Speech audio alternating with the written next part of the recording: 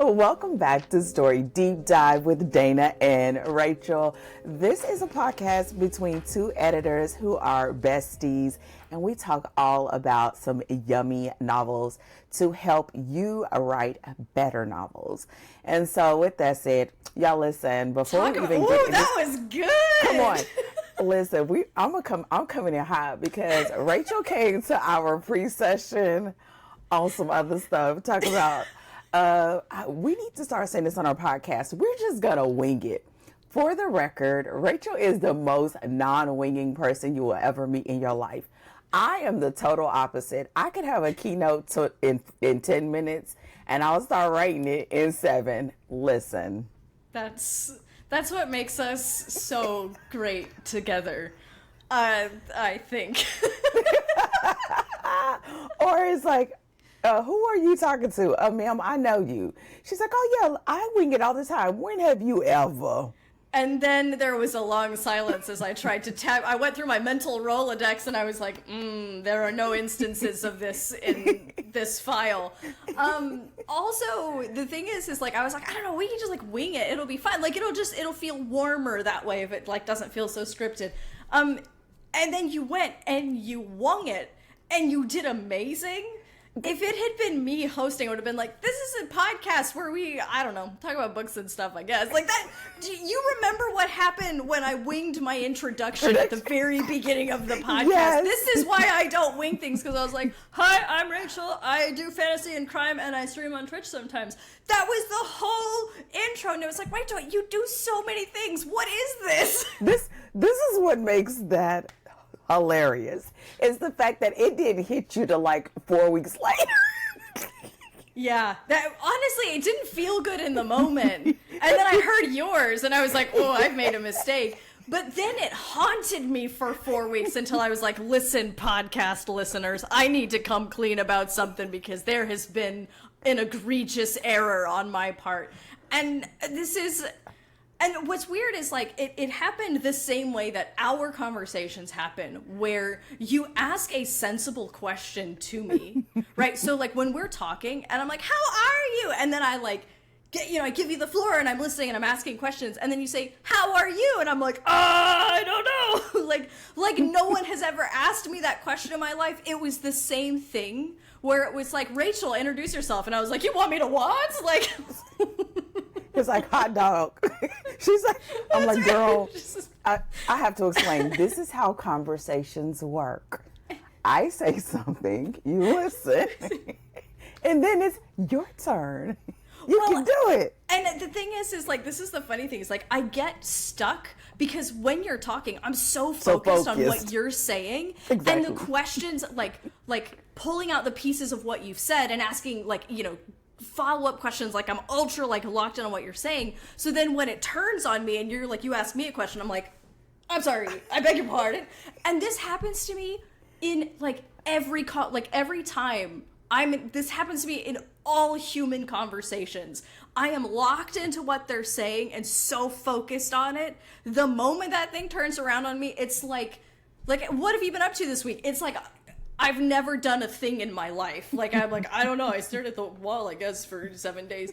No, I did so many things. I just can't remember them. I'm thrown off. Well, what I can say is, even though we laugh, you are an amazing listener and you're really great at asking questions. So you might have a deer in the headlights moment from time to time. That it belies the smarts that's inside that brain. But when you warm up, baby, there is no stopping you. Then we're firing. Oh my gosh.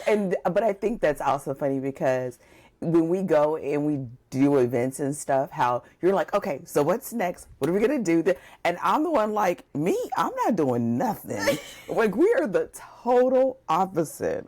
I'm like, listen, I've already peopled enough, but Dana, all you did was sit in the same room with them. That was enough. We were breathing the same air. That was plenty. We were sitting at the same table, and I had to have a focused conversation with you. That was enough. That was all the energy I can give. So yes, which is, you would think it's the opposite. I think people would think it's the opposite, but that's just like me and Keenan. People think like Yeah. that I'm the one, girl.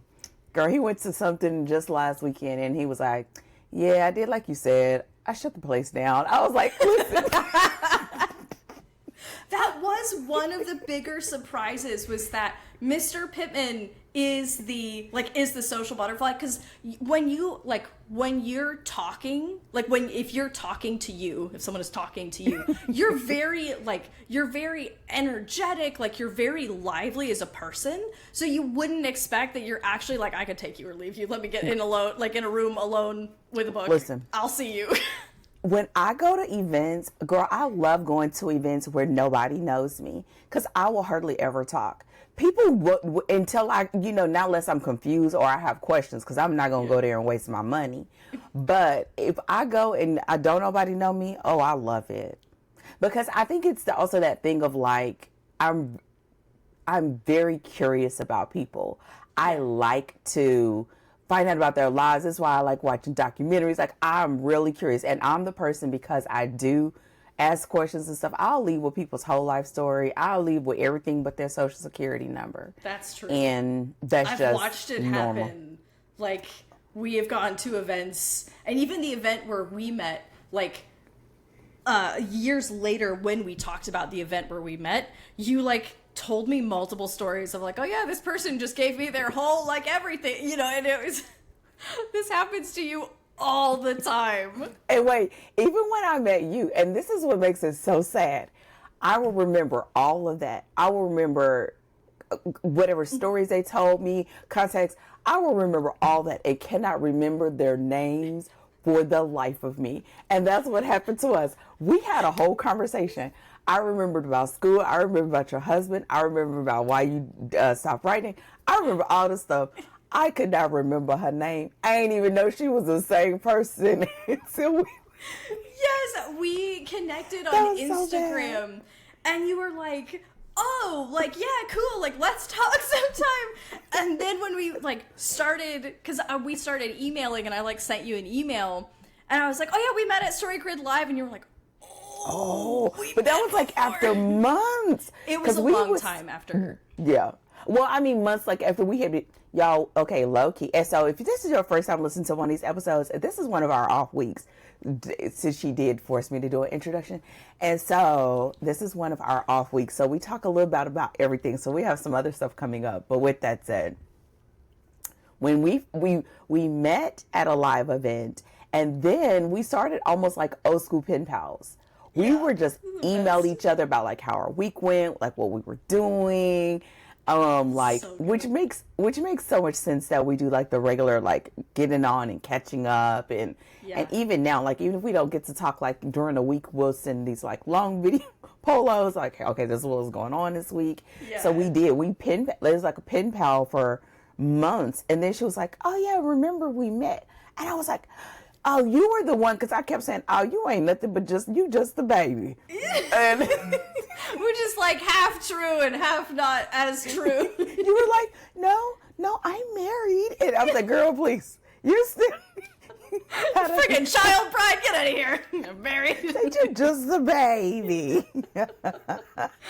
So yeah, I did not put two and two together, but I will. I'll remember all your details, life story, what made you start your business, what are your hangups. Like, I will go in, but if you ask me what was her name, listen, I listen. And it is not this is why I gotta tell people, it is not because I'm not paying attention. Yeah. That's what makes it so weird. But when I go to events where people have name tags, like real name tags, like old school, I'm a little bit better because I can like start associating certain things they say with their name, and it makes it easier. Yeah. But yeah, I just be like, listen, charge it to my head, not my heart. Because and now I don't even try to be like, no, because that is way too much stress. It's like, I'm sorry. And especially when they remember my name, oh my God, that makes me feel so bad. Because people will be like, hey, Dana, I'm like, hey! Hey, you sport champ bud! See, I don't do that. I just be like, oh, how's your husband? I go into the facts. So just to we get it get from the onto fact. familiar ground of like, all right, I know these things. Listen, how's it go? How's puppy training going? How's that puppy doing? Girl, I will remember all the stuff. So yes, but I would like to say I'm getting better, but that would be a stretch. If we ever do a story deep dive event of some kind, one of the things that we will have will be name tags. Like you will get a Real name tags where you got to do it nice and like, oh, okay, I see you. Not the peel and stick, but the You know what? badge. I don't mind You the okay? I don't mind the peel and stick because I like when they say like, hello, my name is. I like those. Okay, maybe we'll go peel and stick. I didn't know because you said a real name badge, so I was like, I But, don't know. well, I don't like when people do like either the really little ones. I like the ones where you can actually see them from a distance.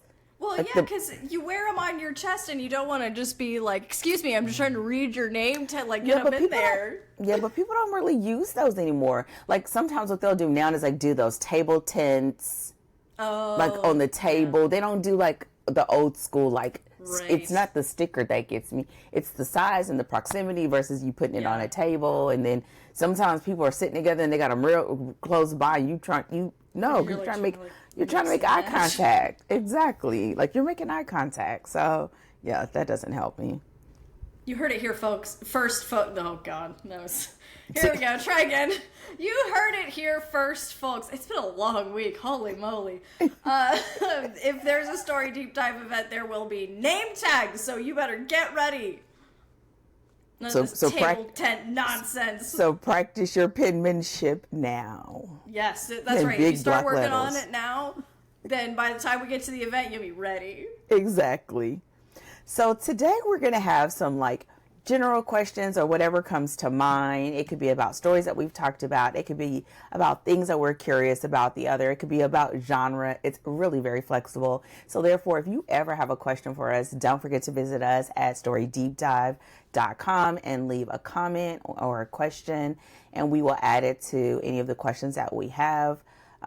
Because we only get these every once in a while. We do them any months where there's like a fifth week, which isn't common. We've only, I think, did one before. Yeah, exactly. Especially since we post on Sundays. So it's really rare. So with that said, I guess we could do like what's going on before we dive into questions. Do you have anything like that's going on that you want to share? Well, hang on. This depends. Like business-wise, or can I tell you about surviving the Alabama heat? Come on, let's go. All right, okay, listen, I'm a girl from, I'm from like the Cincinnati area originally, so it's not even north, like it's like more Midwest, right? But I am not a hot weather girl. Like I'm sure you take one look at me and you would guess that I'm not super into summer. I live in Alabama now. It's hot, and it's hot like most of the year. And what I've discovered is that the secret to surviving the heat is wearing things like shorts and t-shirts, which means the black skinny jeans, they just don't cut it in Mobile, Alabama. Oh no, or they'll be stuck to you. Oh my gosh. Man, I had to finally figure out, like, Rachel, you're going to have to bite the bullet and wear like shorts. Okay, this is just how it's going to be. So, to help with, because I'm like, yeah, but I still gotta look hard. Gotta be awesome, right? It's important. The people have to see the brand. Oh my goodness. So, what I've done to manage this situation is I've started getting band tees from my favorite metal bands. And so, I've got one of them on right now. This is my Spirit Box shirt. It's simple on the front, but really cool on the back. Oh, I love that. Is that purple? Yeah, it's purple. I love it. A thing on the back. So, if you're listening, honestly, I don't think it's worth going to the YouTube video for seeing the shirt, because it's probably not that pertinent to you. But anyway, that's how I'm surviving the heat these days.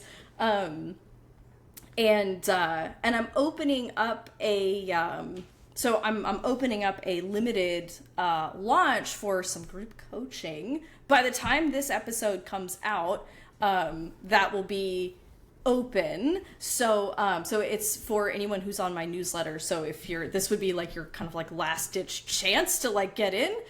So jump on the newsletter and you can, or reach out to me and you can find out more about it. But that's one of the big things that's coming down the pipeline this summer. Oh What my about gosh, you? she's been holding out, ma'am. Is that all you gonna say about it? Yeah, because it's got to, like, I mean, at this point, there's not a sales page or anything for it because we're doing this so far in advance. But I almost didn't announce it for the podcast because it's supposed to be, like, very much like a more private launch because it's going to be the first kind of run of it. But if everything goes well, it'll open up more formally in January. So it's one of those things where it was like, I could, like, tease it a little bit for anyone who, like, really, really is like, wait, this might really be my jam. It was, like, worth mentioning. But, I've been thinking about this for a long time, and I've been putting all the pieces together for, what it looks like in a way that, like, abides with sort of, like, the creative values that I hold as an editor and as a creative, and inviting people to kind of be a part of that. So I'm really excited about it, super nervous. I'm sure it's going to challenge me for sure. But so that's what we got going on over here.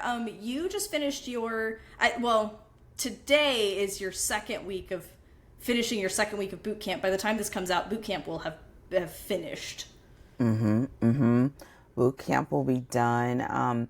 I think, and we had a little bit of a short week because of the holiday, the holiday. That's so right. We were podcasting that day. Yes, but now that maybe we may end up going one more day just to make sure she doesn't have questions. I think it's been really interesting that this has kind of been one of those levels of, like, codifying how I think about romance and how I talk about romance, and that's been really nice. Also, a lot of it. How can I say it? It also gave me another layer of appreciation for the coaching process, in that, because of the way that I set it up, it really just sort of, like, eased us into it, so that it really did give a great container for how to proceed over the next couple of weeks. And so having to do stuff like, you know me, I'm known for a good workbook. Baby, this workbook is a powerhouse to where people are like, are you going to make a print one available? Ooh. It is like fire.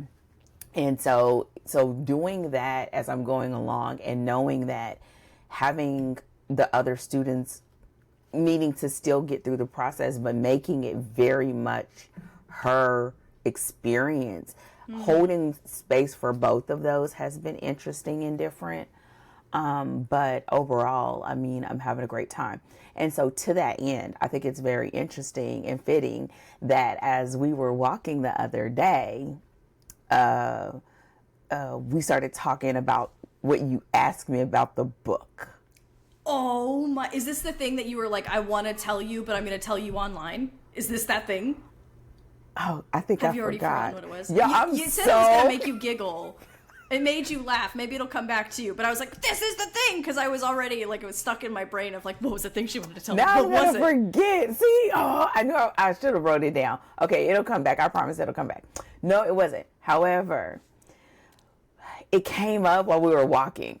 I think when you asked the question, and Kim was like, so? And so we started talking about it. And that sort of just made it sort of be front of mind. So when I started going through and doing the stuff for the workbook, I was like, I actually think I got it. Like, yeah, like I really, because I think so, right? So without like can't do that. So I'm gonna be like this. I'm gonna take all the notes. I'm gonna break down all the notes. And I really wanted to be able to do transcripts for the actual sessions, but because it was paced according to her, that won't be the deal. Mm-hmm. But I really think, and then so as I was thinking about it, what came to mind was something like not Save the Cat Writes a Novel kind of book, but like Alex Hermosi book kind of book. Okay. Have you seen his books before? I have. They're kind of like, I mean, it's written, but it's straight to the point.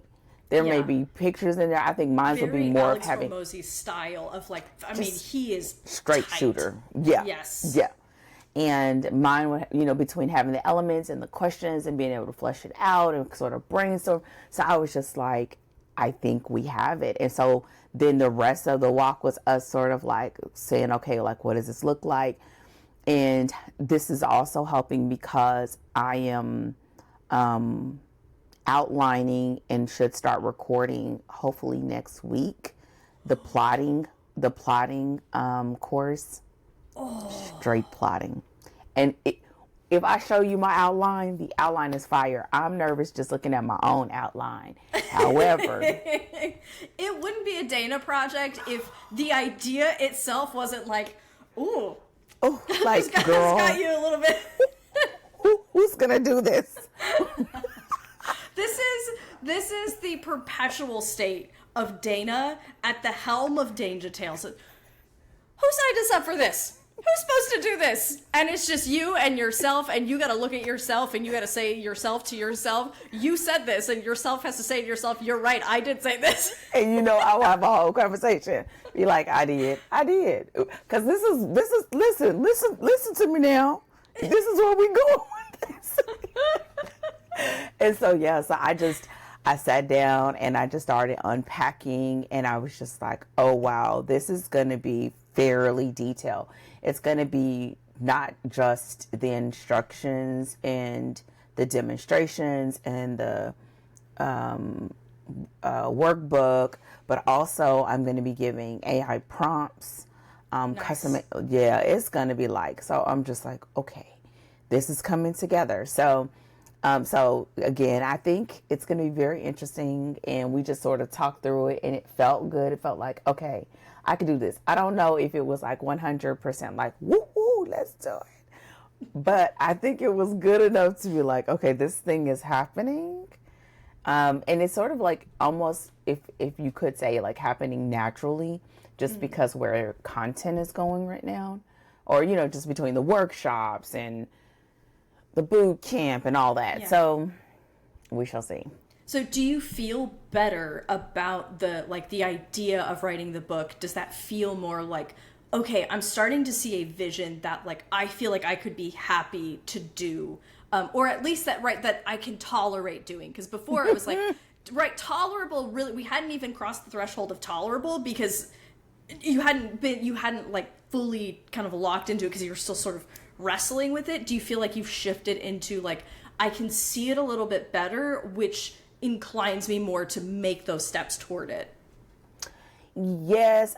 I think it's mainly because when I think about it, just like codifying what we've talked about. And I think being in boot camp this week helps as well, because you know how sometimes you can teach about crime stuff all the time, and you could think that, oh, everybody knows this. I'm just retelling them what they already know. Curse of knowledge. You assume everybody knows everything you know, and you're like, this isn't anything new. I'm giving it. And people are like, I'm sorry, can you go back 10 steps really quick? Yes. Exactly. That. Yes. So it feels more like everything else in that, one that is codifying it. And then also the thing of like, this is just what we do. This is just what we do. And it'll just be in a like. And the other thing that I realized too, and then we can get to more questions, I also realized that sometimes the thing of like you writing this, saying you're writing a craft book or something like that, to me makes me almost want to break out in hives.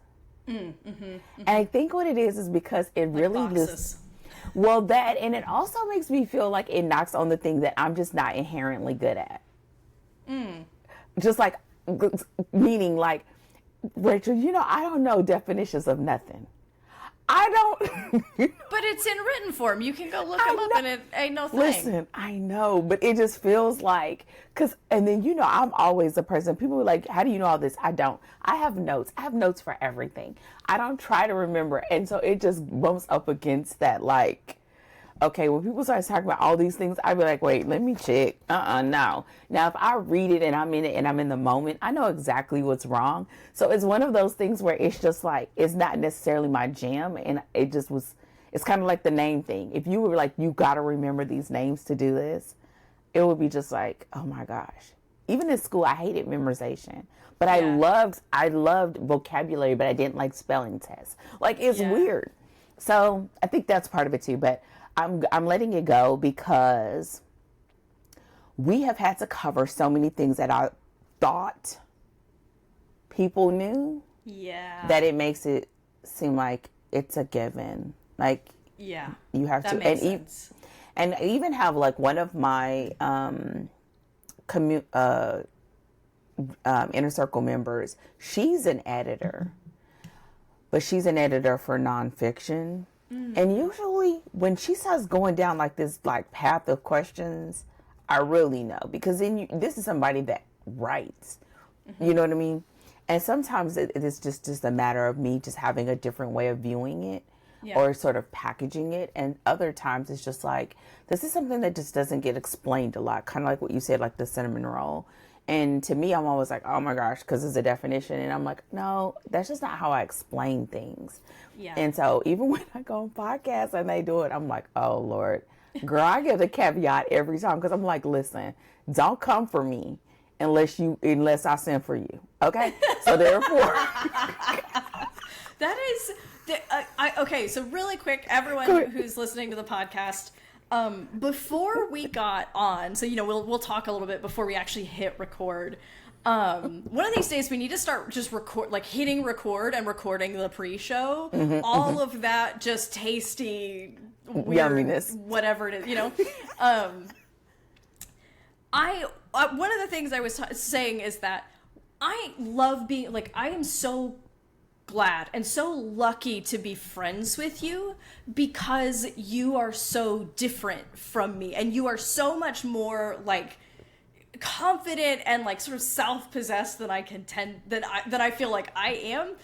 Don't come for me unless I send for you. These are reasons why I'm God, I feel so lucky to be your friend. I want to be like you when I grow up, because I want to embody more of that energy that you have. It is the most incredible thing to witness when you're just she's my hero. Oh my God. Listen, and now you done made me remember what I forgot. Girl. Yes! Listen, you saying that, listen, I appreciate it. Some days you may not want to say that. So I'll take it today. Okay? I'll take it today. So I was trying to tell Keeman about how we had the moment when we was talking about the book and you was like, oh, it was in 1997. And I'm like, don't say it. Don't say it. And I'm telling him, he said, don't say what? I was like, you sound like Rachel. I said, because every time we talk about anything in the 90s, it is inevitable that she's like, oh, I was in such and such. And I'm like, girl, I was a baby. Listen, exactly. I was grown ass. Okay? Listen. So... and he was like, but it was 1997. I said, babe, this is what she said. Oh, I was 4 or something.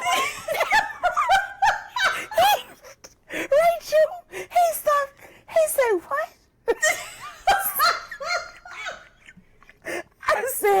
She said, I was 4. I said, this half wasn't even in elementary school.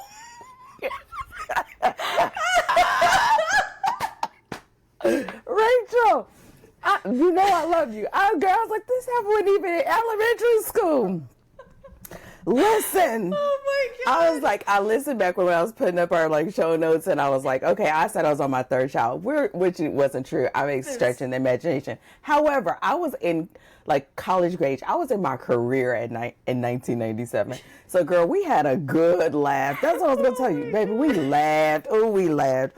And I was like, sometimes I forget, because Rachel is such an old lady, Rachel, that you forget your age until somebody talks about time. And baby, when time comes up, I'm just like, watch her say, I was a thought in my mother's womb. We have had a couple of those moments where you're like, back in 1989. And I was like, I was not born yet. I had not yet been conceived. Listen, I feel like, it came out in the... I'm like, girl, oh my gosh. so many things. This is like a whole like generation or something between us, but not. So the fact that we are just friends and good friends, it's just always, girl. Yeah. So that was, I told you I would remember. Because I relate to you in so, right, like, I mean, just like, because like we're both like business owners, we work in the same, like there's so many axes on which I identify with you. And I am also, like, I have a disposition, like I'm a 90-year-old woman.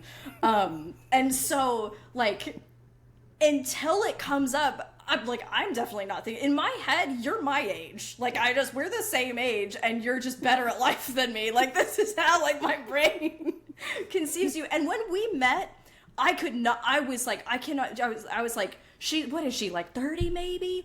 Like, I thought you were so much, because you look so young, and then you had the nerve to say something like, oh, I've been doing this for 20 years. And I was like, now I know that she couldn't have started this when she was 5 years old. Like, girl, and then that you know can't be me, it. You know me, I'll be quick. Because you know black don't crack. You're like, wait, what? You be, huh? Like, wait, what, huh?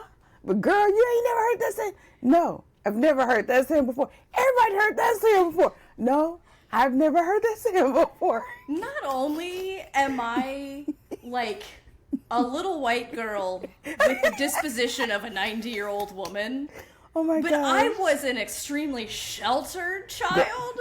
So, man, I tell you, because I'm also now on the, I'm a woman on the internet, out and about, and, because of Twitch.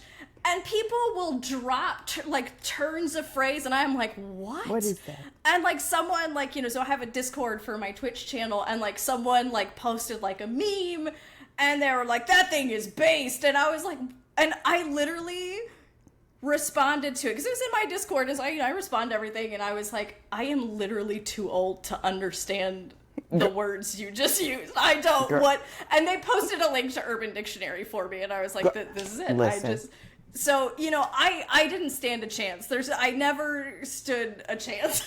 And wait, and then my gauge is always now, go ask Trevor. Because if Trevor knows, I know it's not just me. Because sometimes it's just sayings that it's colloquialisms in your community. Yeah. But every once in a while, because Trevor, he be knowing. He be like, oh yeah, I heard that before. And they be like, okay, Rachel just in her old lady ways. Yes. She in her old lady bag. That's me. But you know what? Our friendship has grown me. Yeah. Because I am a more worldly woman than I was when we met 5 years ago. I've read steamy novels, and all of a sudden there's all these things that I'm like, oh, that's a thing that humans can do. Like, oh my goodness. There's so many things that I've learned. Listen, now this sounds like I'm the person that made her depraved. Like, just took her all the way out. I promise you, my Twitch chat is the one that brought me to all of the horrible corners of the internet. Don't you worry about that. I'm so glad. Thank you. You're off the hook. Oh my gosh. But I think that's hilarious. And I think, even as we talk about this now, like one of the things that started off in the beginning is that our love of stories, and even our love of stories, is so different. Yeah. And we're seeing that, like, in our selections, but at the same time, seeing, I'll say this. I'm starting to realize, like, when we have these conversations, certain things, like, start bubbling up to the surface. So one of the things that's been interesting here lately in boot camp, one of the students that's in DTW writes cozy. So, everyone that comes, they're not all romance writers, but they do realize that it's a tilt towards romance, Mm-hmm. And so she'll usually send me a message and be like, hey, do you think I'll be able to get some, information out of it? And I'm like, yeah, like here. And I'll say, now this may be a little heavy on this, mm-hmm. but etc. Girl, why did she come yesterday? And she said, oh yeah, every afternoon after we finish, I just write down the terms and take the notes, and then go to ChatGPT and have it tell me what this means in cozy. I said, girl, you got to translate. Girl, she said, I got a whole chart. She said, by the time this is done, I'm going to be already done outlining my story too. Listen, girl, I said, come through. Yes, but ma'am. how that connects here though, because now when we have the conversations and we started looking at some of the other books, it helped me to hang hooks in my brain on stories that I'd already read. But I wouldn't, I mean, like if I had to sit and really think about, I would probably think about it in a sense of commonalities versus it being knowing actual obligatory scenes type of conversation. But now, because we've talked about enough, I can be like, oh, that's like this. This is like this. And so even when we read Cold and Deadly this last time, I realized because of us having the discussions with, what's that dude? I still need to finish the last chapter. Robert Peston, the whistleblower. Yes, whistleblower. Also, it was one other book that we had to talk a lot about. What was the other one where we started talking about crime elements? We probably, so there's two places where we might have done it. It could have been in our last Q&A, like our last like coffee chat, or Ninth House, because Ninth House was the one that I was like, this is kind of a crime story at its heart. Well, no, actually I know what it is. We talked about it we've talked about it enough across all the stories to where certain things are rising to the top.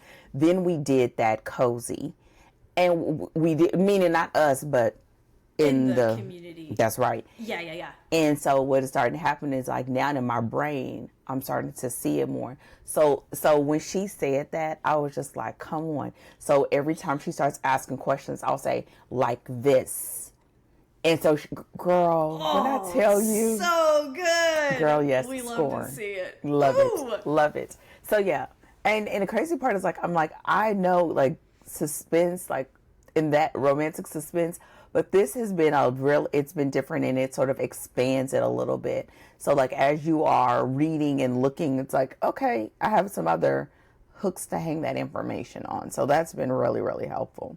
I love that, and I think that's one of the things that I love about doing this podcast, and this started like in our friendship as well, and why I think it's so important to like to read outside your genre and to kind of get exposure across across genre. So it's important to read in your genre for all of the reasons that we always talk about, but I think that like understanding how other genres work and being able to draw comparisons. And sometimes like if you want to like innovate, sometimes you can like say, how can I translate something that I love from this other genre? Like how does it translate into mine if you're, in a mind to experiment with something.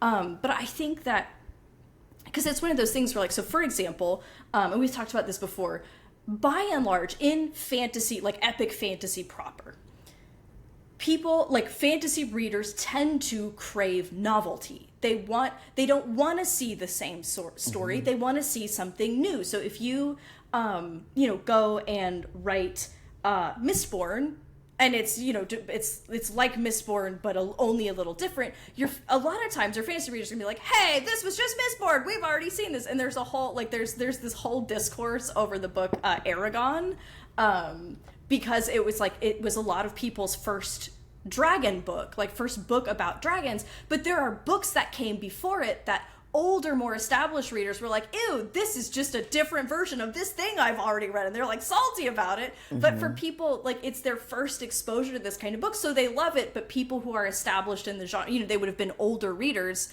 at that point. So if you're like in middle school when it came out, it was new for you, but if you were in college when it came out, it was maybe old news. And so like people don't like that a lot of times in fantasy. That is super right. Romance is like, no, we want the familiar. It should be different. We want like variety in the experience, but the core of what we want stays the same. And that's something that also people misunderstand about romance, right? Like people will criticize romance for that thing, not understanding that, no, this is what the readership is looking for. Like it's like your favorite comfort show, right? So for people who like to rewatch movies or shows, it's kind of like that, where you get to have this experience that you like, and you get to have it again in different ways and in different kind of shapes and forms.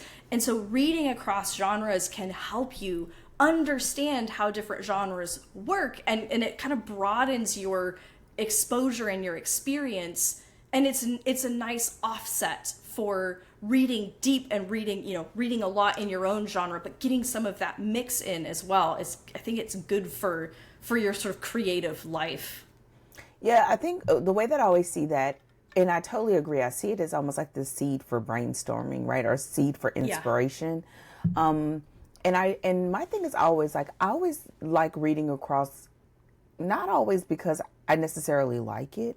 And that's probably what I'm noticing more now. It's something that I really have to be conscious of, because I do so much reading and work that I don't have a lot of like wiggle room. So it's always like I'm very selective.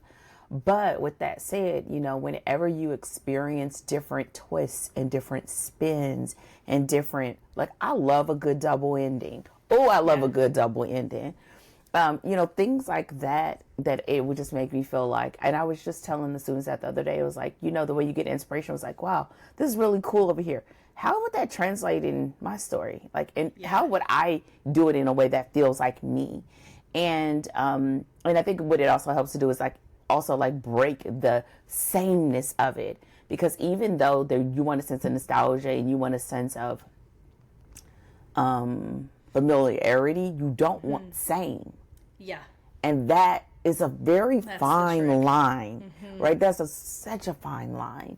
And especially for somebody like have a lot of books, and it's like, okay, wait, have I done that before? And half the time I'm like, girl, I just told you I don't remember people's names. So it's very interesting to be able to encounter that. And but yeah, I totally agree. But I think doing this, we were already sharing books across for the sake of clients, and also just sharing personal picks to get each other sort of acclimated in things. But what I think is, the more that we're having conversations, our conversations then are grounded in craft, but not 100%. Right? Because we may drop down in a particular nuance because that's why you're reading it. Or I may be focused on a particular element because that's why I'm reading it. Here, it's sort of, it's a force and function to be a little bit more wide, but not too wide. Right? Like, we're focused on those core areas. Even there are times where I'm like, man, we could have sat in that same area for 2 episodes. But it's enough to just sort of agitate or turn on that sense of, I need to read that for myself. Like, I need to read it for myself and see it with my own eyes, hear it with my own ears, to be able to really get the full benefit of that story. And I think as we pick more selections coming up in the coming months and next year, because by this point, we're like almost, when this airs, we would have been doing this 6 months. Can you believe it? With our schedules?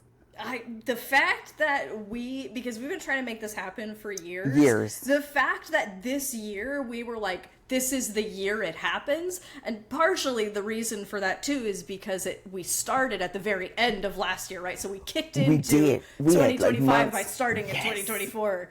But we're really doing, 6 months in, and we're already talking about our book picks for next year, which is crazy.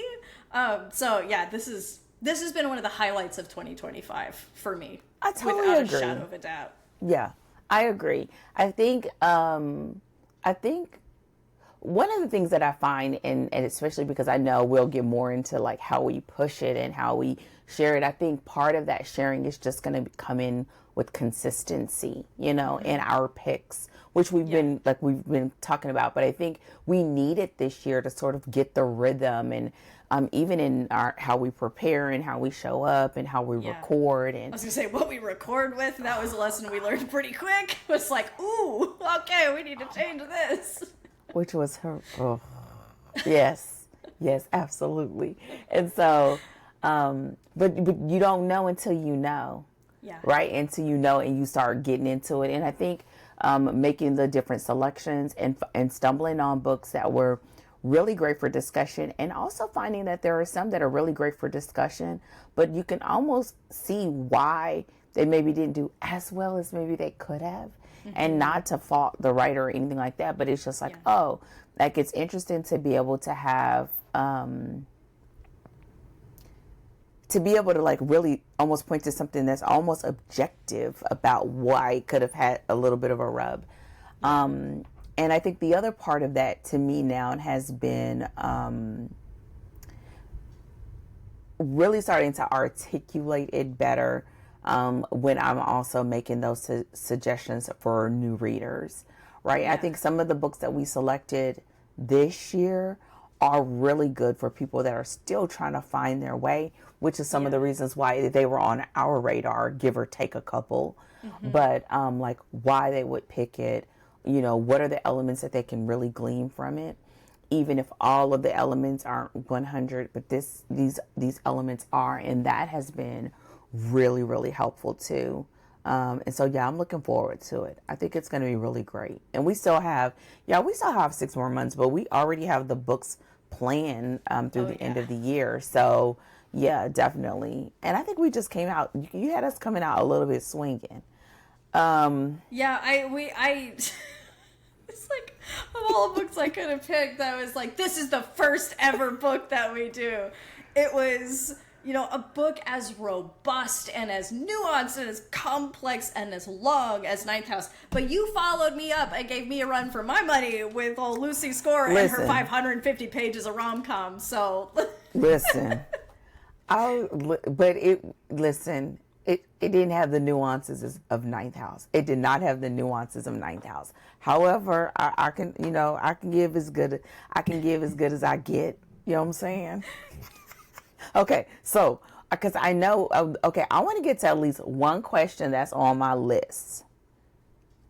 Hit me with your question. I've got a list here too. Oh my goodness, that always makes me nervous. I'm really curious. This is not even on my list. See, this is what happens. Oh boy.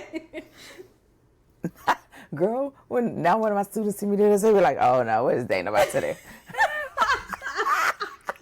They have learned quickly that this is like, oh boy. Listen, this is what you hate. I've been thinking, oh goodness.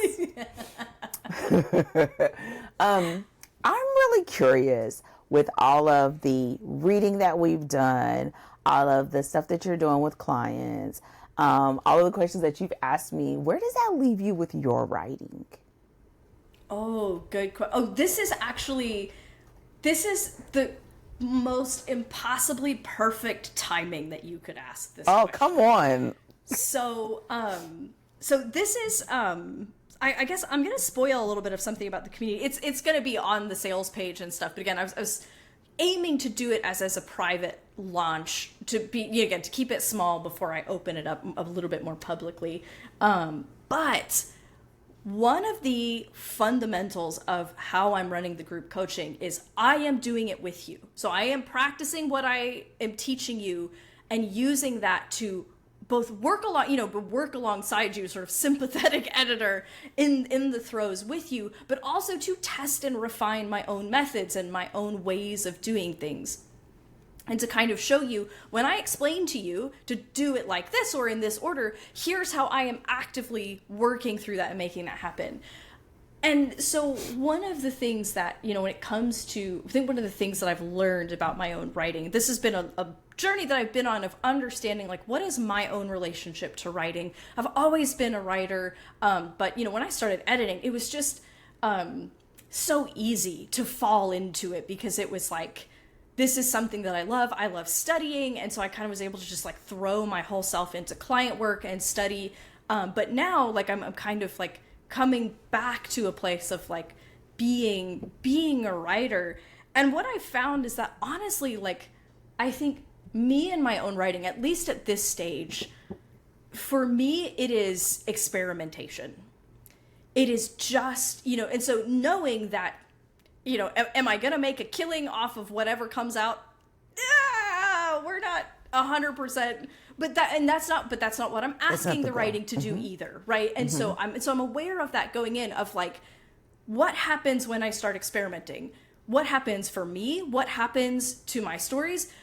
Are there people who like this kind of thing or not? Like, it's one of those things where it's shifted my whole perspective, I think, on writing and what I want to do with my writing, at least at this stage, is I just, like, I've done a lot of teaching. I directed a writing program. I've, run 100 workshops, by this point, live workshops and stuff like that. Done Q&As and led clients and all this stuff. And so now I just want to take all of the stuff I know about story and start like flipping levers and trying things and seeing and exploring. And I'm really excited about that because for me, it's such a low stakes way to approach my writing, but it's also true to the way that my mind personally works. Like, I love learning stuff and I love like digging into something and then pulling out as much as I can and then applying it. And this is just another way that I get to do that. So that's kind of where all of this is sort of like brought me to with my writing of like, now I'm going to experiment with my methods, with my genres, with my, right, all of it becomes this kind of, this lab where I'm just trying stuff out and seeing what happens and sharing it with people, in my, in that sort of like closer circle, because it's nice. This is something that phrase I started saying a few years ago, and it's just always stuck with me. It's like, writing is more fun with friends. And so that writing can be as solitary as you want it to be. So if you want it to be solitary, like, you can, but it doesn't have to be if you don't want it to be. Like, if you don't want to be alone in it, you don't have to be. And I think there's a lot of value in when if I'm going to instruct and if I'm going to demonstrate the writing process, if I take the stakes off of it for me, it might give others also permission to just take some of the stakes off of it for themselves as well and approach it with that same kind of curiosity. And then we have, I have guardrails for if I'm teaching someone. I'm like, hey, if you want to publish this, though, if you want like people to read it and all these things, that's again why we use the 4-act structure, and we do our genre research and all of these things. So yeah, that's kind of where I've come to it, and I'm really excited to kind of lean into this next phase of how I'm approaching my creative life and sharing that as well. Okay, so can I ask a follow-up question? Hit it. Ask that follow-up question. We'll see if I have an answer. So will we get to see some of that here? We've talked about that. If this is, come on. Wait, hang on. Do I spoil what we were thinking of doing, or I don't know. I think we should wraps? talk. I don't think it has to be under wraps. Do you think? I mean, because we can always change our minds. Y'all, listen. We grown. Listen. Okay, I think this is a good space to talk about it, because I think the answer should be yes. Are we talking about the experiment? Yes. Okay, all right, yes, okay. I want to make sure I wasn't going to start talking about something. You would say, that's not what girl, I was referring to. Didn't I just tell you the definitions and stuff? I'm like, wait, what thing? Girl, and I'm good for forgetting stuff. Okay, yes.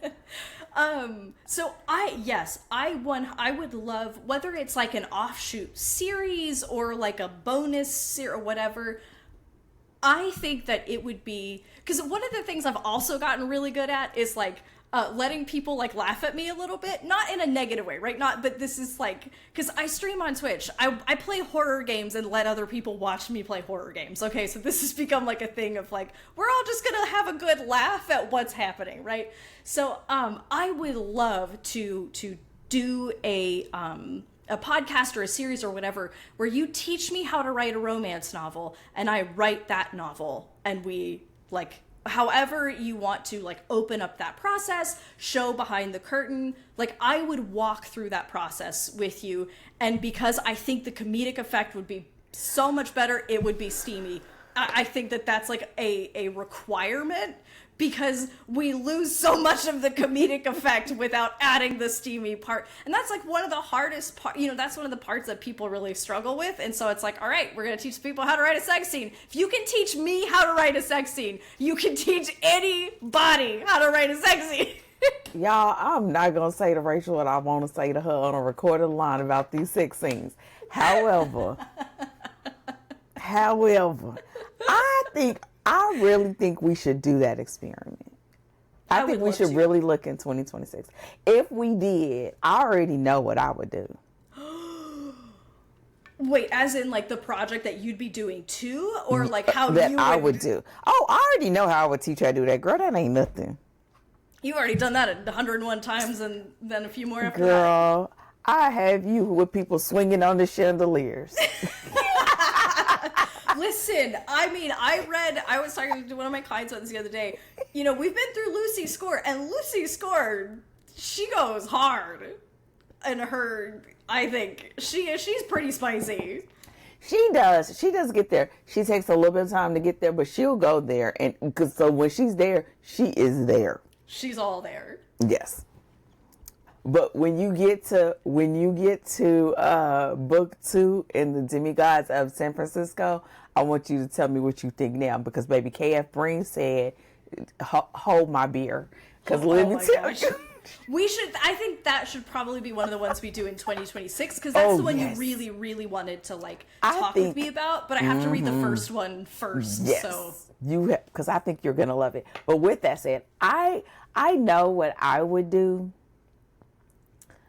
Even though I think it's gonna be interesting to see how I feel after I reread the book that we're doing next. Because that's gonna be the first time that I've read it in a long time. Yeah. And I think it's going to be very interesting. So yeah, I think, well, to your answer, I think it's going to be so phenomenal for that to be a part of the experience. You know, I'm big on the fact that a lot of what we learn happens on the page. You know, even if people don't decide to publish. Now, I do think that publishing is an opportunity to see how does it, it's almost like stress testing. Right? Yeah. How does it hold up in the with readers? Because that helps you with making adjustments and changes. But in general, I think it's helpful. And I think it's something about, in this space, I think it's easy to say the things that you should do. But if you haven't done it, you know, like, yeah, you could say, oh, you shouldn't be staring at a blank page. If you haven't had to sit down and write a story to deadline and you're staring at a blank page, you can miss me with whatever you want to say. Yeah. I said what I said, point blank, period. And because it just hits different.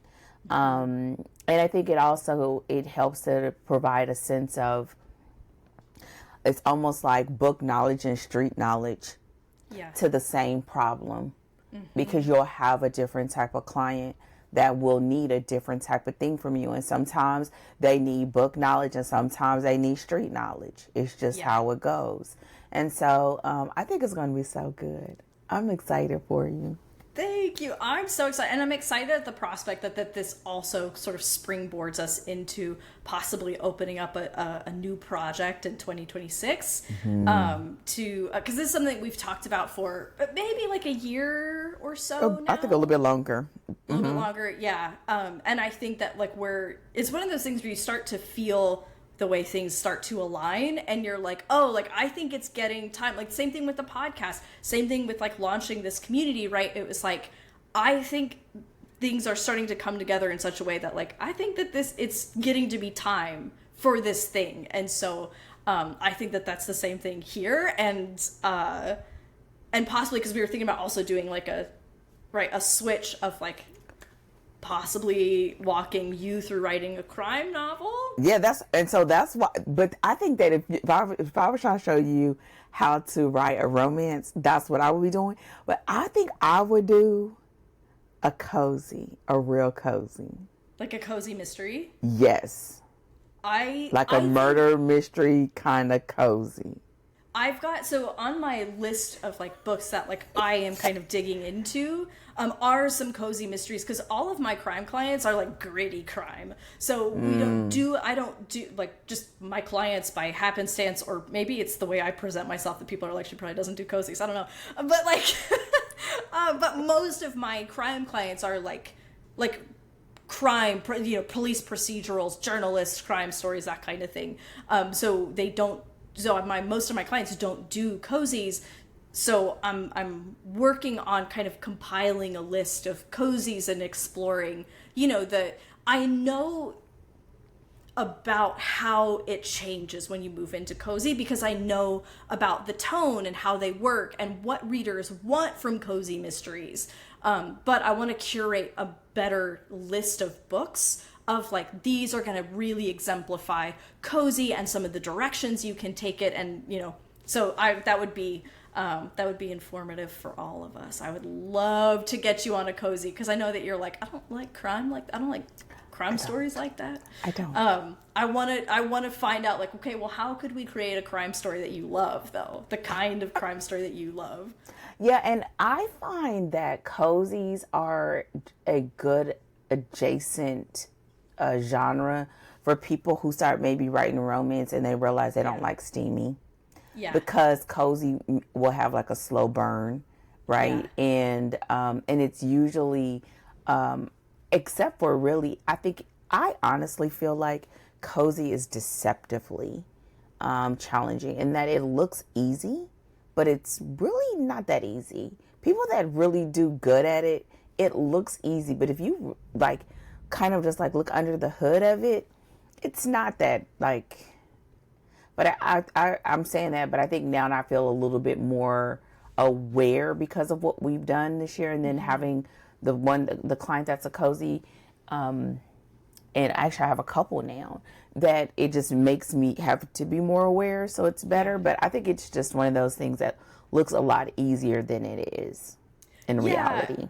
And it's that thing of like, when someone does it well, they make it look effortless. And because cozies are, I think, lighthearted by nature, they tend to be overall lighter. It can be kind of like rom-com when it looks so easy to do, but it's like, go ahead, try to make murder funny.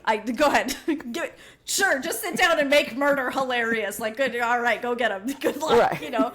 And so it's not as. It isn't as straightforward as someone who does it, you know, and it's light and it's funny, but you're curious, and they do all of those things at once, is not quite as simple as it looks when you're just reading it, and the experience feels seamless. Exactly. And then at the same time, it is more of a like, almost like mechanics, right? Like that needs to happen, because you still have those elements of culprits and clues and red herrings and, you know, all of that needs to be just done just so that the readers have a full experience too.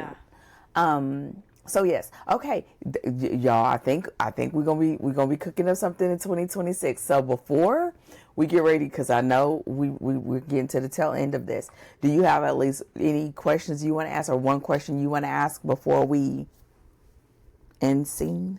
I do. I was like, I gotta get to at least one question for Dana. Okay, and I'm like torn between two of them, but I think I'm gonna opt for, because you referred to cinnamon roll earlier, and I had warned you that this was like a question I was gonna ask you about. So, you have often referred to sort of like non-alpha males, like main male characters in romance, as cinnamon rolls. And my question, this is sort of like a multi-part question here of like, is that right? How could it be otherwise? Is that a popular trope? Is it something that writers should avoid? Is it something that like, it's actually not a trope, but something people do on accident, and that's why their stories don't work? Is it common for writers to accidentally write a character like this when they don't intend to? So it's sort of like, you know, is this an actual romance trope? Is it a thing or is it like a thing that happens that misfires your book? Like, help me understand the cinnamon roll. Well, I may ask you to tell me the subparts, but I'll say this in general, and then we'll lead into the subparts of it. I believe that cinnamon roll in general is something that's becoming more popular, but not more popular in that it's trending. In that most of the time, the cinnamon roll male character is honestly like just your everyday good guy, right? He's just a regular good guy. He's, I think some of the things though that happens to some of your other questions is that I think sometimes people go for the cinnamon roll because the alpha has been done almost a disjustice sometimes. Like you can have the alpha that's the alpha hole kind of vibe, and that's one, But there can also be an alpha that's somewhere that's in between that, right? Between the cinnamon roll and that it's not that people run over them, but they're sort of like, for lack of a better word, passive, right? Just like a laid back kind of just regular guy. But I would say like a regular alpha could still be not all the way to an alpha hole, kind of like douche, kind of like almost it's like edge. domineering. Yeah, but it could be that he's just, an alpha can be just like, knows his mind, knows what he's going after, is not going to be apologetic about it, but doesn't have to be an ass about it either. You know what I'm saying? And I think there's a fine line. And I think because of the other one has been so prominent, that it makes it so that there's some women that say, I don't want to write an alpha at all. And then they go to the beta. And I don't think that's the right response. And I think that's when it can go wrong. But there are some that if you're writing something like a cozy, you might in fact have a beta, right? He's not trying to, get her to do anything the way that he wants. He's there. He's there to bounce off of.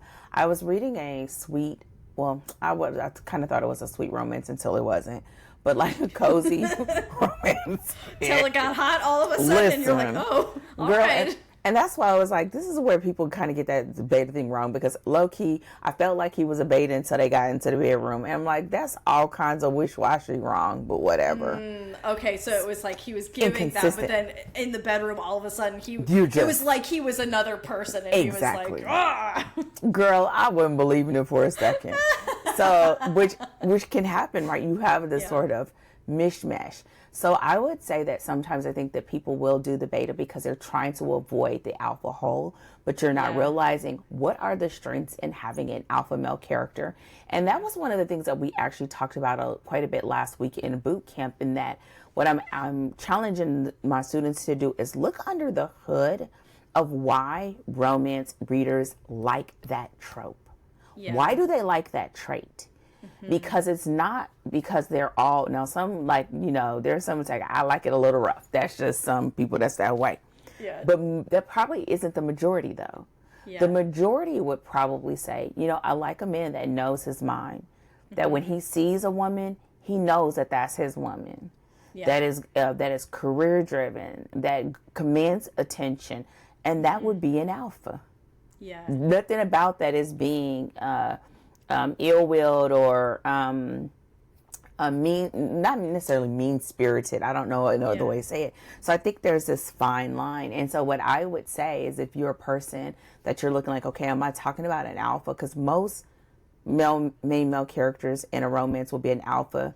And when I say that alpha too, I'm not saying as if you're in some sort of PNR or something like that and you have shifters and that's an actual hierarchy, not that. We're talking about it as a characteristic, a trait. And what I would say is, like, if you're thinking about your character, define what that means to you through the lens of that character. And that'll help you to see whether he is an alpha or if he's a cinnamon roll. And there for a little while was some, that kind of got a little bit of traction, but I don't think it ever stays long, because there's very few women who had someone that, if it's a guy that you are feeling and he's standing beside you and he's just kind of there. You know what I mean? It's just like, I'm not saying that they don't have this, they're not decisive, but it's usually doesn't give off leader vibes. You know what I'm saying? And I'll write just to like kind of insert in there as well, is like one of the things that you said is that romance is actually at its heart a very traditional genre, and that's probably also why those are the like sort of characteristics of a main male character. So what are the benefits of a beta kind of character? Like why might you choose one of those? And I decided to type it in. I went to ChatGPT and I think it helps. Okay, so it says like, can be described as sweet, soft-hearted, emotionally generous love interest. Sometimes it may look tough or intimidating on the outside, but is unfailingly kind, loyal, and loving at its core. And here's the thing that I think that can be a downfall of having that sort of main male character is that you don't give him a lot of room to evolve. Yeah. Right? Because he's almost like just steady. Just. And usually, and this is one of the things, again, that I was teaching this week of like, why is he that way when you have that sort of alpha hole quality? If you make it that he's just nasty and mean-spirited, that's already almost like not in pocket with romance in general. Usually it is a form of being guarded. Yeah. And if you take that it's a form of being guarded, then that really is just a state of self-protection, if you will, right? Yeah. Without saying it. So I think, and then it could be, and this is why, in fact, that it can feel like, in some aspects, can feel like a cinnamon roll, because he could just be kind-hearted to her. Right, yeah. And I think that's another way that you could write it that still feels like it's in alignment with what readers expect from romance. Because I think at the end of the day, it's like a feeling of being seen, protected, covered. Yeah. You know, if something goes down, you ain't got to worry about your man having your back, right? Yeah. There's very few women that's going to be like, oh, you know, like, no, let's talk it out. No, they're gonna want somebody to be like, listen, and then we don't need to go all the way out. But I think that's what it is. And so, I think sometimes people can associate the cinnamon roll with like cozy, and I don't even think that is per se, at least not to me. But there are some people that like it. I think it's a smaller subset. I don't think it's I don't even think I would even say a huge trend. I think it's a smaller subset, just like having, you know, emotionally unavailable women or alpha women. When in reality, you know, there are a lot of alpha women, sometimes whether it's by you have to or just by circumstances require you to, or that's just but you don't see that a lot, not in best-selling romances. Yeah. Yeah, and there's that difference too, where you sometimes like you have like a strong female lead, but you think like strong more as in like, you know, she's made it this far, or she's capable, or she's passionate, right? Like Ava, like how would you categorize Ava as a female lead? Because she is so this is actually an interesting kind of distinction that I would like to parse out from a specific book that we've read. Dominic he's been trained to basically have control of the situation. So it is a more, I would think, and you can correct me if I'm wrong, he is still sort of in that alpha male category because he's in control of the situation, but he does it from because he's a hostage negotiator. So it's calculated, it's thoughtful. And Ava is the one who is like, let me out of, who's like very like, how would you define sort of those characteristics where you're still seeing, I think, those traditional roles in the, for the romance, but without, but Ava's still, she's smart, she's capable, she's awesome at what she does, and she's more hot-headed than Dominic, who's up in the hierarchy but also is trained to handle. Does that make sense? It does. I think one of the things that I will say is this is one of those rare books, and y'all, this is from Cold and Deadly. This is one of those rare books where I feel like it's very interesting, and it's like you have a romance written by someone who typically writes suspense, thriller, mystery books, not someone who may do a lot of romance books. I think it has the aroma to me of being more on the suspense side than on the romance side, because a lot of their traits are being dictated and seen through the lens of their profession. Yeah. And not through their gender or chemistry or any of that, right? It's not done through emotions or because it's also in a professional capacity in which they come together. And I think that makes a big difference in what some of those traits are as far as being highlighted. Because even when you said that, when we saw him in that capacity, it was in his work capacity. And a lot of it, she was deferring to him because he was her superior, right? And that's a little bit different, right, when you have someone in your personal capacity and whether or not you would be feel comfortable and confident with following that man's lead. Yeah. Right. And that's something that I think for Ava in this case, she probably would almost be defined as being aggressive more than alpha, mainly because she really just had to take those shots when she could. And she took being misunderstood as a given if it meant that she could get to the end, which was solving this case in this matter. So I think, but where the author did a really great job is showing how that the characteristics of him as a man helped her to soften so that she could be comfortable with following his lead, and it did not diminish. Now on his side, he just kept saying, oh, she's smart, she's competent, she's a good agent. But it really wasn't towards the things that may cause her to be aggressive, because those things were present of like being a female, being in a male dominated environment, but it didn't go a lot to her as a woman, because even in those moments, her as a woman, she softened, right? And so I think this was one of those stories where it would be almost nuanced and hard to see, but it's almost done in a way that would be more appealing to someone that may not be a hardcore romance reader, but you do want a little bit of romance. I would say, in the case of books that we've read, clearly Knox is an alpha. Yeah. You know, I would say you could almost say Nash would almost feel like a beta against Knox's alpha, because he's a little bit more laid back. He's kind of the good guy. If he wouldn't have been shot, he would have been in a whole different scenario. And he felt more beta, especially against his relationship with Lena. Yeah. And Lena kind of felt more almost like an alpha kind of quality. But I think it was more so because she was so used to people running over her will and what she wanted, because of her trying to protect the wound of her health condition and protect that secret. So I think sometimes what you'll do is, but I think a lot of things about, we didn't do Nash, and I'm sorry, but you did read Nash's story. So I think a lot of things about Nash, which is the second book in the Knock 'Em Out series, we kind of get over because it's sandwiched between two real alphas. Yeah. Right? And I don't think if that would have been... I almost think Lucian gives Knox a run for his money as an alpha. Holy cow. Listen, he's almost to the point of being an alpha hole, but mainly because of the scale in which he had experienced trauma. And my way of seeing romance is that if that trauma is higher, his aroma of being an asshole is high. Yeah. Because he got more to cover. You know what I'm saying? He got more ground to cover. But it also means that underbelly is it soft?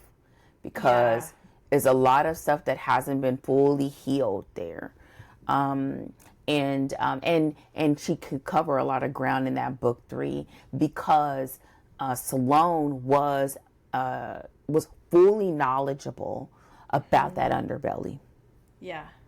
Right? So there was no need to even have to get into the extent of it. She had to get into more details, but she was already fully aware. So what I would say to that in the end is like, you know, your selection of characteristics and traits across your couples it's really critical. It can make or break a story, and not just in who they are and all of that stuff, but really in how they balance each other and how they have the capacity to bring out the elements in that character to help them to have their full transformation. Yeah.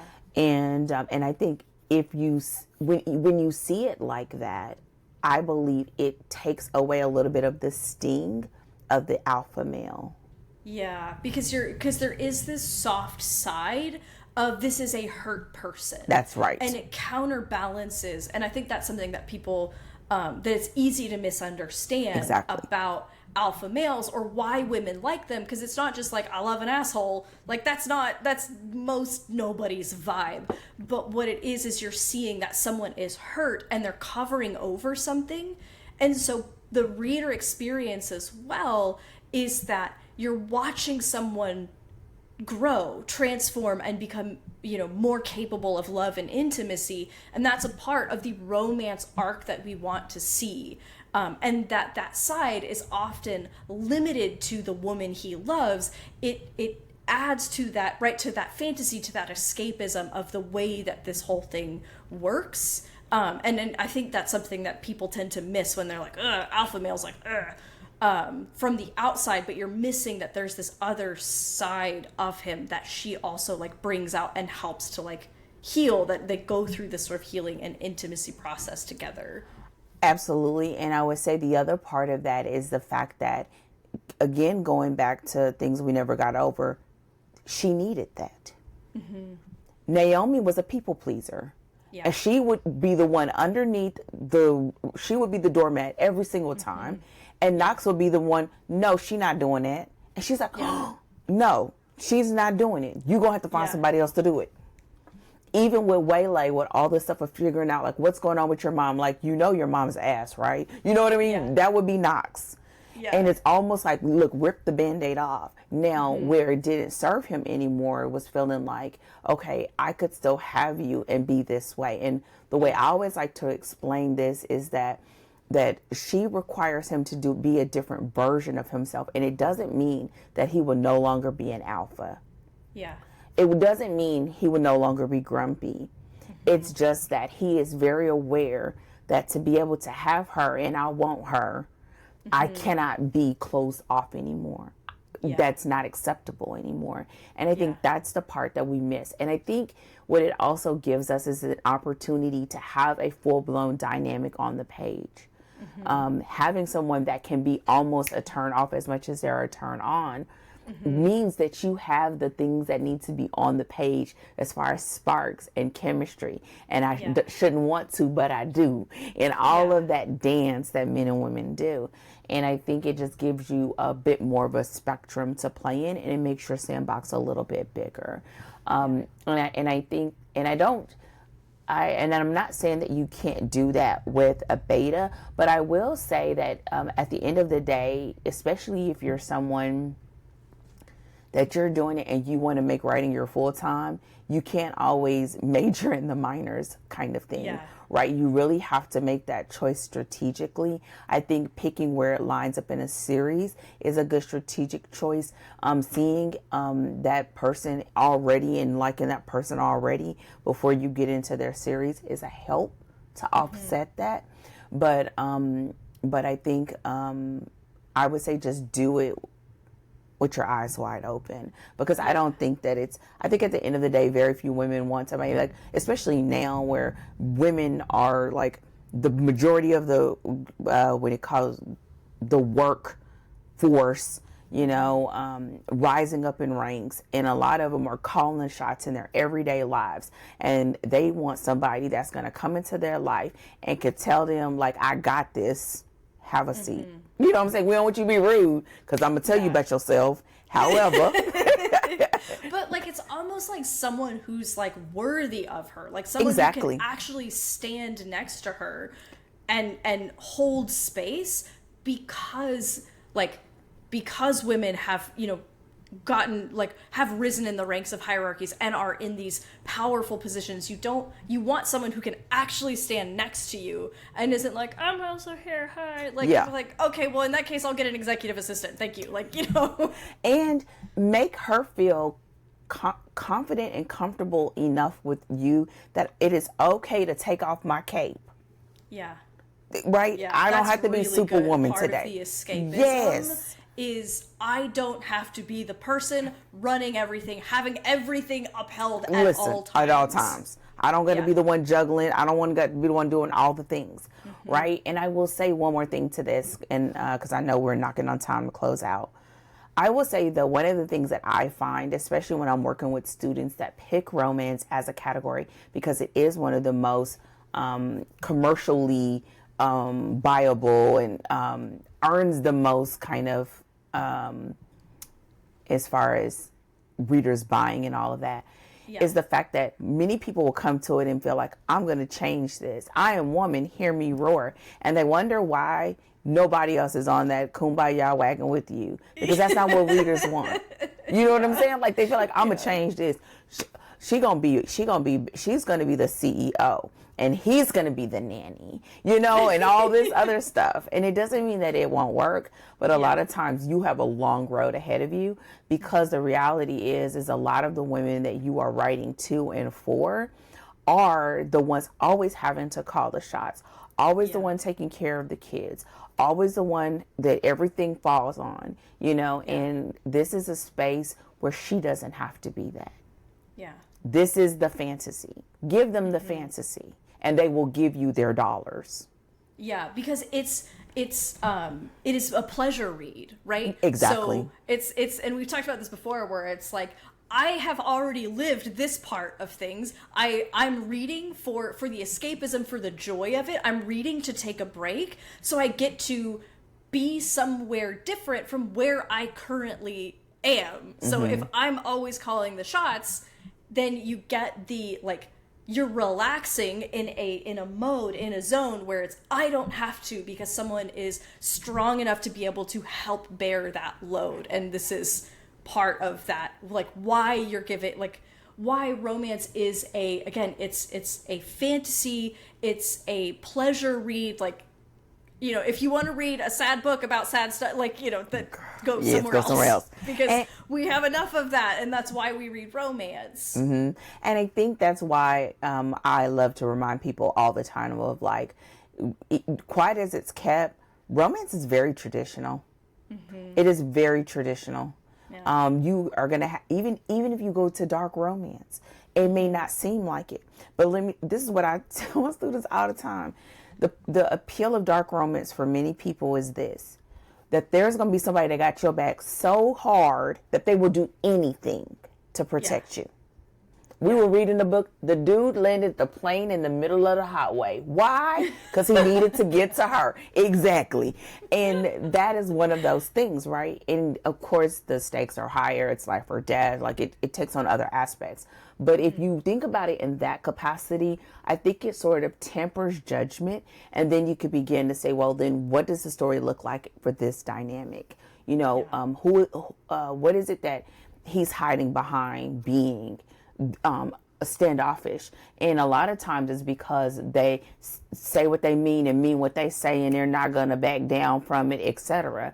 But even that comes from something of, like, there are so many men that is wishy-washy. They got all these options. None of them are just picking. I want you.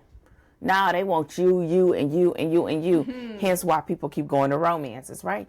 Yeah. And so getting that sort of, and this is a good, like, place because of where we started. I think, to me, that begins to always be my lens of seeing romance. It's not so much about elements per se, but of like a vibe check. Yeah. Right? And understanding. Because then when you look at whatever elements you want to bring to this party, does it pass the vibe check? Yeah. And if it doesn't, why? And if you still want that element, how can we make it different?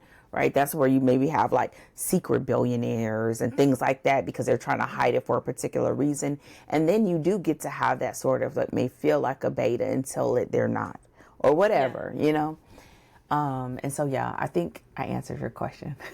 Oh man, this was everything I could have hoped it would be. And I love these conversations because, and this goes to a little bit of what we started talking about at the beginning of, like, the reason we read, why, like, it's good to read outside of your genre, because it's important to understand how other genres work. And so rather than dismissing something for maybe aspects of it you don't like or you don't understand, being able to, and especially if you're going to go and then try to write in that genre, especially, right? It's like, if you're going to go write romance, you should probably understand how it works. And then we'll wrap before the storm comes all the way and I can hear the thunder in your mic. It's killing. But no, but yeah, it does. I think it helps. It helps. And I think having these conversations can also open people up, even if you want to just use romance as a sub. And this is another reason why when people mess up, when they fluff up the ending, I'm so disappointed, right? Yeah. And but it's like about, reading and seeing and then beginning to embrace, why is it that readers read those stories? It really is a a fundamental, if you will, or even a craft basis as to why this is so. And it's because of the reason why and the emotion that people want when they read those stories, as well as the genre promise. Yeah. That's a promise. You just broke a promise. Which is why your labeling of your story, right? The way you market your stories is It's so everything. important. Because if you wander in and you're like, this is a romance, and you don't give the people a happily ever after, they will riot in the streets. Just call it a love story. And that's my difference, right? That's my difference. If you want to do it and you just want people exploring love or whatever, just call it a love story. Don't call it a romance. That is not a romance. Yeah. It's not. Because you're not, that's not the fantasy. Mm-hmm. Like, oh my God, yeah, not, we broke up and isn't life sad? That is not the fate. Like, that is the reality that we're trying to get away from. Why did I give you all my time and my money? They just end up the same way. I mean, they may be a little bit emotionally changed or whatever, but still, no. That listener, you've been forewarned. Exactly. Take notice. Just in case you didn't realize. Dana's like, no. So yeah. With that said, is there anything else you want to talk about before we bounce from this very informative and fun episode? No, we got all the juice and all the tea, and some tea that we didn't even know we were spilling today, which is exciting. So, we've had everybody on the hook for 90 minutes. 90 minutes, we'll let them loose because, the upcoming conversations are going to be just as juicy. Awesome. With that said, everyone, thank you so much for joining us as a part of this episode. We will be back next week with our first overview of our next read, which is One for the Money by Janet Ivanovich. So we're looking forward to that. If you have not done so already, don't forget to subscribe or follow or thumbs up or leave a comment. Do all the things to make sure that we are coming back with more episodes, and we will see you all really, really soon. You can visit us online at storydeepdive.com, and we will see you all really, really soon. Take care, and as always, happy writing. Goodbye.